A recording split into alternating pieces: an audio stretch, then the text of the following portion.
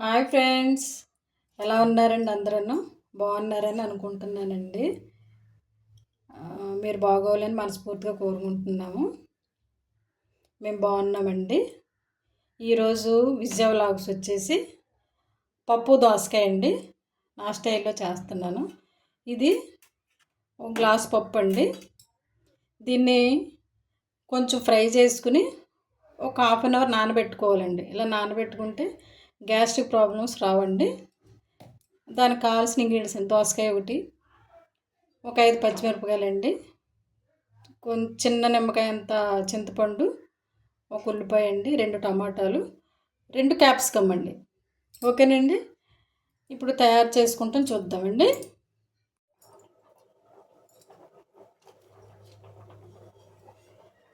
చూడండి ఫ్రెండ్స్, పప్పు ఉడుకుతుంది కదా. ఇప్పుడు ఉల్లిపాయలు, టమాటాలు,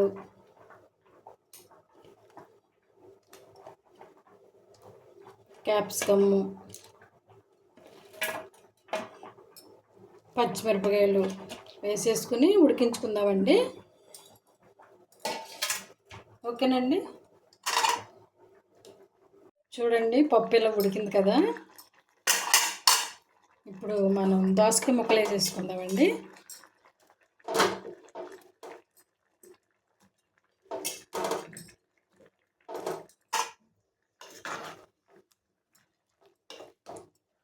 పప్పు కుక్కర్లో పెట్టనండి, నేను పైనే వండుతాను. ఈ దోసకాయ ముక్కలు ఉడికిపోయిన తర్వాత కొంచెం నిమ్మకాయ చేసేంత చింతపండు వేసుకుని మిగతా ప్రాసెస్ చూద్దామండి. చూడండి, పప్పు దోసకాయలో ఉడికింది కదా. ఇందులో కొంచెం చింతపండు వేసుకోవాలండి.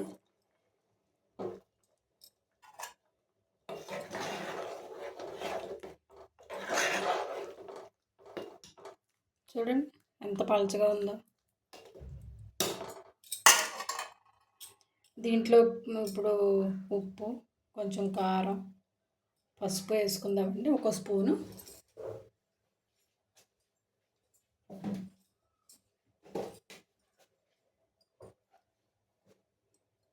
కొద్ది కారం అండి, ఒక స్పూను, చిన్న స్పూన్ అండి.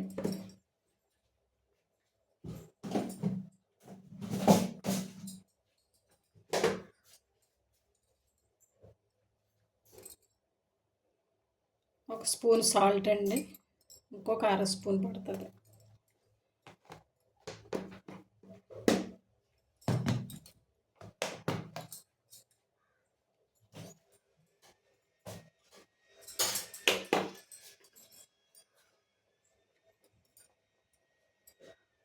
కొద్ది పసుపు అండి, కొంచెమే, మళ్ళీ పసుపు వాసన వస్తుందండి.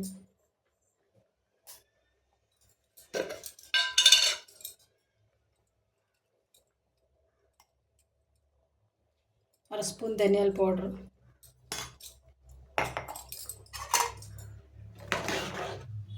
వేసి తిరగబడిన తర్వాత తాలింపు వేసుకుందామండి. ఇందులోకి నిన్న చేసుకున్నాం కదండి కారపొడి, బాగుంటుంది. వడియాలు, గుమ్మడి వడియాలు, అప్పడాలు ఏమైనా బాగుంటాయండి పప్పులోకి. కొత్తగా పచ్చళ్ళు పడతారు కదా, ఉసిరికాయ పచ్చళ్ళు అవన్నీ, అవి కూడా బాగుంటాయండి. ఆయిల్ కాగింది కదండి. ఇందులో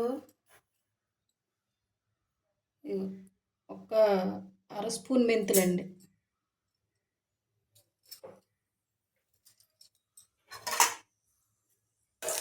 తర్వాత ఒక స్పూను ఆవాలండి, ఒక స్పూను జీలకర్ర అండి,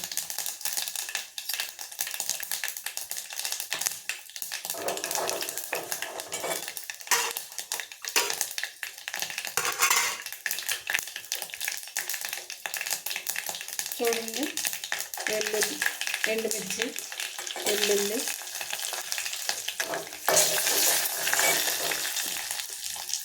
కరివేపాకు,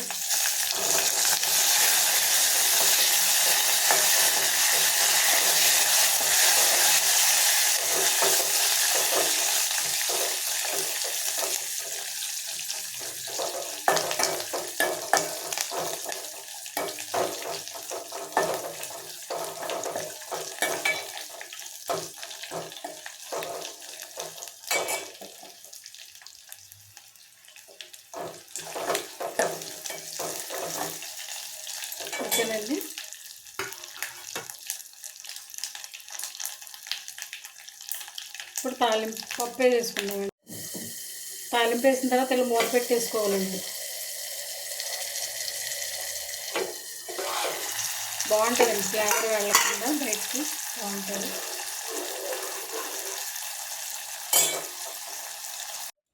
ఈరోజు మా లంచ్ ఇదండి. దీంట్లోకి ఉసిరికాయ పచ్చడి, అప్పడాలు, వడియాలునండి. ఓకేనండి.